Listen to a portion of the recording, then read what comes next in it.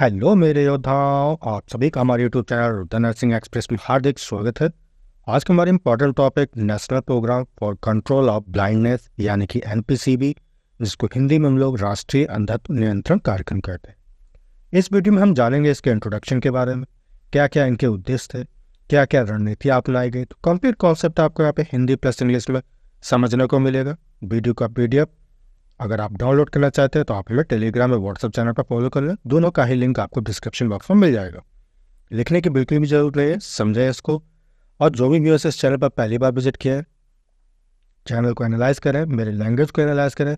यदि मेरे द्वारा बनाए गए कंटेंट आपके लिए हेल्पफुल होते हैं, चैनल को सब्सक्राइब जरूर कर लें और साथ में नोटिफिकेशन बेल को दबा के ऑल पे क्लिक कर लें, ताकि आप सभी को हमारे नर्सिंग से रिलेटेड वीडियो को नोटिफिकेशन सबसे पहले मिल सके। तो चलिए जानते हैं एनपीसीबी के बारे में।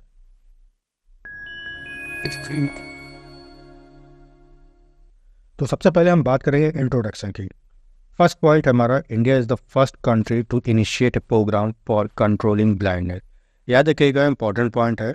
इंडिया एक ऐसा सबसे पहला देश था जिसने इस प्रोग्राम को इनिशिएट करने के लिए, यानी कि ब्लाइंडनेस को रोकने के लिए, अंधेपन को रोकने के लिए इस प्रोग्राम को शुरू किया। तो सबसे पहला कौन सा देश था? तो याद रखिएगा आपका इंडिया, राइट। चलिए अगला पॉइंट हमारा, एनपीसीबी वॉज लॉन्च इन 1976। अच्छा, एनपीसीबी को कब लॉन्च किया गया, कब इसकी शुरुआत की गई? तो याद रखिएगा 1976 में। क्लियर है बच्चा? चलिए अगला क्या पॉइंट है, 100% सेंट्रली स्पॉन्सर्ड स्कीम। याद रखिएगा, ये जो स्कीम है पूरी तरीके से इसको सेंट्रल गवर्नमेंट जो है गवर्न करती है, ठीक है। इसमें स्टेट गवर्नमेंट का कोई भी रोल नहीं होता है। अगला पॉइंट है मेन गोल। अगर हम मेन गोल की बात करते हैं तो उसका मेन गोल क्या होगा बेटा? To reduce the prevalence rate, यानी कि जो फैलने की जो दर है उसको हमें क्या करना है? रिड्यूस करना है, ठीक। कहाँ से कहाँ तक? 1.4% टू 0.3% तक, यानी कि 1.4% से हमें कितना लाना है? 0.3% तक इसको लाना है। ये हमारा जो है इसका मुख्य उद्देश्य हो जाएगा, मेन गोल हो जाएगा। क्लियर है? चलिए बात करते हैं हम लोग इसका ऑर्गेनाइजेशनल स्ट्रक्चर के बारे में बात कर लें। तो अगर हम सेंट्रल लेवल में बात करते हैं तो हमारा सबसे पहला क्या होता है? DGHS, ठीक है, यानी कि ministry of health and family welfare, ठीक है। तो उसके अंतर्गत DGHS आ जाता है। वही स्टेट लेवल पे अगर हम बात करते हैं तो स्टेट ऑप्थेल्मिक सेंटर हो गया, ठीक। Directorate of health services and state health societies जो है इसके अंतर्गत आ जाती है स्टेट लेवल पर, ठीक है। अगर हम बात करते हैं डिस्ट्रिक्ट लेवल पर तो हमारा क्या होता है यहाँ पे? डिस्ट्रिक्ट ब्लाइंडनेस कंट्रोल सोसाइटीज आपको जो है यहाँ पे देखने को मिलेंगी। क्लियर है बच्चा? चलिए अगर हम बात करते हैं यहाँ पे एब्रीविएशन की, जैसे कि आप समझ सकते हैं यहाँ पे DGHS आया था, तो DGHS का मतलब क्या होता है? Director general of health services. वही MOHFW का मतलब क्या होता है? Ministry of health and family welfare. Clear बच्चा? चलिए बात करते हैं इसके ऑब्जेक्टिव्स के, क्या क्या उद्देश्य थे। तो सबसे पहला है strengthening and upgradation of regional institute of ophthalmology like medical colleges, district hospitals, ठीक है। क्या कहना चाहता है? जो भी हमारे रीजनल इंस्टीट्यूट्स हैं, ठीक है, ऑप्थेल्मोलॉजी के अंतर्गत, ठीक है, जो नाइट ब्लाइंड जहाँ पे ब्लाइंडनेस का ट्रीटमेंट होता है, तो ऐसे इंस्टीट्यूट जैसे हमारा मेडिकल कॉलेज हो गया, डिस्ट्रिक्ट हॉस्पिटल हो गया, इनको क्या करना है? अपग्रेड करना है समय के साथ, ठीक है। उनको मजबूती प्रदान करना है, जिससे कि जो भी हमारे ब्लाइंडनेस पीपल है, जो पेशेंट है, उनका प्रॉपर तरीके से वहाँ पे अच्छी तरीके से ट्रीटमेंट हो सके। क्लियर है? चलिए नेक्स्ट क्या है? चलिए अगला हमारा पॉइंट है increase and expand research for prevention of blindness and visual impairment, ठीक है।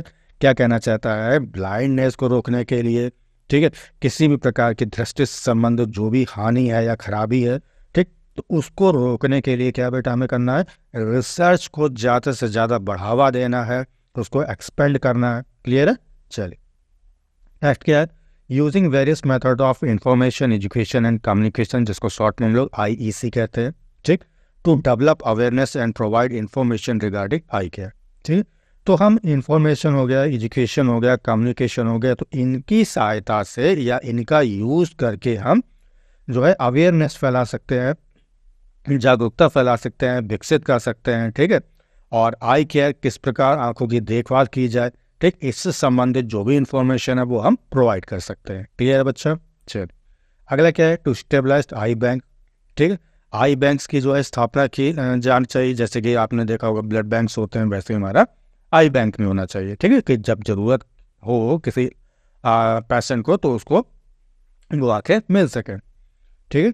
नेक्स्ट क्या है, provide training to health care workers, और इसका मुख्य उद्देश्य क्या है, जो भी हमारे हेल्थ केयर वर्कर्स हैं उनको प्रॉपर तरीके से ट्रेनिंग जो है प्रोवाइड की जा सके। क्लियर है।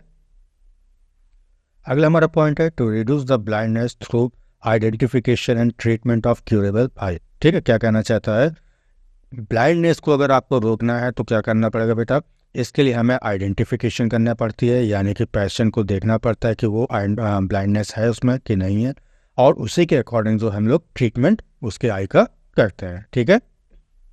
अगला पॉइंट हमारा ऑपरेट कॉम्प्रिहेंसिव यूनिवर्सल आई केयर सर्विसेज। ठीक है, यूनिवर्सल से मतलब क्या है बेटा, पूरे वर्ल्ड वाइड की अगर हम बात करें तो जो भी आई केयर सर्विसेज हम लोग प्रोवाइड करते हैं वो कैसा होना चाहिए, कॉम्प्रिहेंसिव होना चाहिए, व्यापक होना चाहिए। ठीक है, चलिए बात करते हैं हम लोग अब स्ट्रैटेजीज की क्या क्या रणनीति अपनाएंगे। तो सबसे पहला हमारा establishing and upgrading I care infrastructure. ठीक है, यानी कि आई केयर से संबंधित जो भी इंफ्रास्ट्रक्चर है, जो ढांचा है, उसको हमें क्या करना है बेटा, स्टैब्लिश करना है, और समय के साथ साथ उसको हमें अपग्रेड करते रहना है। क्लियर है। चलिए नेक्स्ट पॉइंट हमारा enhancing the capacity of existing facility. ठीक है, जो भी इस समय फैसिलिटी मौजूद है, ठीक है, आई केयर को लेकर या ब्लाइंडनेस को रोकने के लिए जो भी फैसिलिटीज अभी इसमें मौजूद है, तो उसकी कैपेसिटी को हमें क्या करना बेटा, बढ़ाना है, जिससे कि ज़्यादा से ज़्यादा जो पेशेंट हैं आई केयर से संबंधित जो भी उनको प्रॉब्लम है उनको आसानी से ट्रीटमेंट उनका किया जा सके। ठीक है, चलिए अगला हमारा पॉइंट है प्रोवाइडिंग फ्री कैटरेक्ट सर्जरीज। ठीक है, जो भी देखिए कैटरेक्ट है बेटा, मोतियाबिंद से संबंधित जो भी सर्जरीज हैं वो हमें उनको प्रोवाइड करना चाहिए पेशेंट को। ठीक है, जो भी दूसरी जो केयर आई केयर से रिलेटेड जो सर्विसेज हैं वो हमें उनको प्रोवाइड करना चाहिए। ठीक है, नेक्स्ट क्या है ट्रेनिंग ऑप्थेल्मोलॉजिस्ट, जो भी आई केयर डॉक्टर हैं, ठीक, उनको हमें ट्रेनिंग प्रोवाइड करनी है। हमारे पैरामेडिकल स्टाफ हैं उनको प्रोवाइड करेंगे हम लोग ट्रेनिंग। ठीक है, जो हमारे कम्युनिटी हेल्थ वर्कर्स हो गए, जैसे आशा हो गई हमारी, ठीक, तो इनको क्या हमें ट्रेन करना है। ठीक है, अगला क्या है कंडक्ट स्किल डेवलपमेंट प्रोग्राम। ठीक है, और साथ में क्या है कौशल संबंधित जो प्रोग्राम है उसको हमें विकसित करना है। क्लियर है। नेक्स्ट क्या है screening of school children for identification and treatment of refractory errors and provision of free class. क्या कहना चाहता है, जो हमारे स्कूल में पढ़ने वाले जो बच्चे हैं, ठीक है, उनको हमें आइडेंटिफाई करना है, यानी कि उनको स्क्रीनिंग करनी है कि किन बच्चों को जो है हेल्थ से संबंधित जो है दिक्कतें हैं या प्रॉब्लम है। ठीक है, और उनको क्या है बेटा फ्री में जो है चश्मे हमें प्रोवाइड करवाने हैं। ठीक है, नेक्स्ट क्या है ऑर्गेनाइजिंग आई स्क्रीनिंग कैंप। ठीक है, आपने देखा होगा कि जगह जगह जो है कैंप लगते हैं आई से संबंधित। ठीक है, जो भी प्रॉब्लम्स होती हैं वहाँ पे वो उन कैंप में हम लोग देखते हैं। ठीक है, तो उनको जो है ऑर्गेनाइज करना चाहिए समय समय पर। ठीक है, नेक्स्ट क्या है promoting awareness about I health and preventive measures.